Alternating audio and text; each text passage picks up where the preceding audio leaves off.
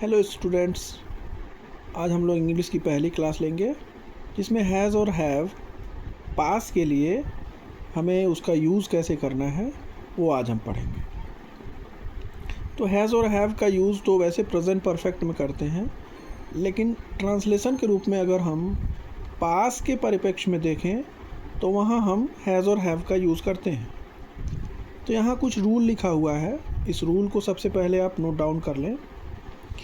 Rule number first कि सबसे पहले हैज़ का यूज़ हम कहाँ करते हैं, अगर हमारा नाउन, हमारा कर्ता जो है वो सिंगुलर नाउन हो। सिंगुलर का मतलब एक वचन का मतलब कि वो सिर्फ एक हो, वहाँ हम हैज़ का प्रयोग करते हैं।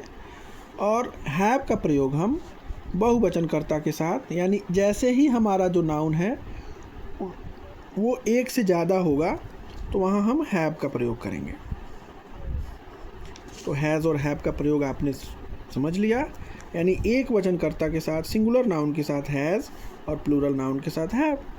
अब हैज़ और एक वचनकर्ता कौन कौन से हैं, जैसे ही है, शी है, इट है, या फिर किसी का भी नाम है, किसी भी लड़के लड़की का नाम या फिर किसी जगह का नाम, तो जिससे हमें एक होने का पता चले वहाँ पे हम हैज़ का प्रयोग करेंगे।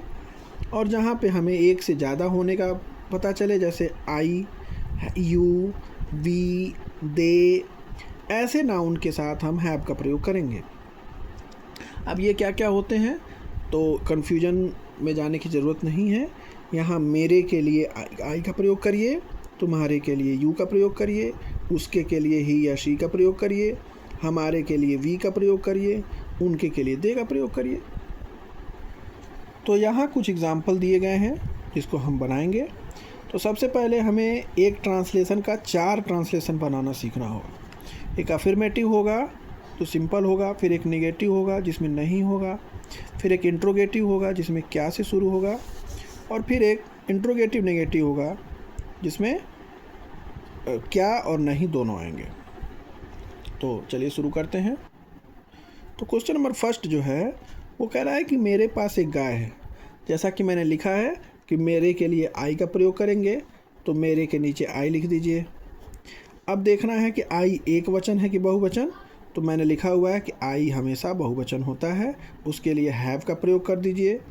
यानी आई हैव, एक के लिए यूज़ करेंगे हम ए, और गाय के लिए यूज़ करेंगे काऊ।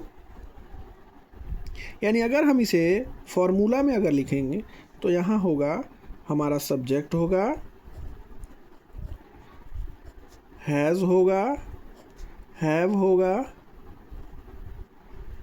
और एक ऑब्जेक्ट होगा। हैज़ का योग हम करेंगे एक वचन के साथ, और हैव का प्रयोग करेंगे हम बहुवचन के साथ। अब इसका नेगेटिव अगर आपको बनाना है तो इसमें कुछ नहीं करना है, केवल नहीं है अफर्मेटिव में अफर्मेटिव को ही बनाएंगे और उसमें नॉट लगा देंगे। जैसे मेरे के लिए आई, हैव के साथ हैव, नहीं के लिए लगा दीजिए नॉट, और एक के लिए ए, और गाय के लिए काऊ। बस इसी में हमने नॉट बस एडजस्ट कर दिया है। अब इंट्रोगेटिव के लिए हम क्या करेंगे, हमारा जो हेल्पिंग वर्ब है उसको हम पहले ले आएंगे, यानी इसको आप पहले लिखिए। तो क्या के लिए हम हैव पहले लिखेंगे, ये हो गया आपको क्या के लिए, मेरे के लिए आई, एक के लिए ए, और गाय के लिए काऊ। मार्क ऑफ इंट्रोगेशन देना मत भूलें। अब ये इंट्रोगेटिव नेगेटिव है, तो क्या के लिए हैव, मेरे के लिए आई, नहीं के लिए नॉट, एक के लिए ए, और गाय के लिए काऊ।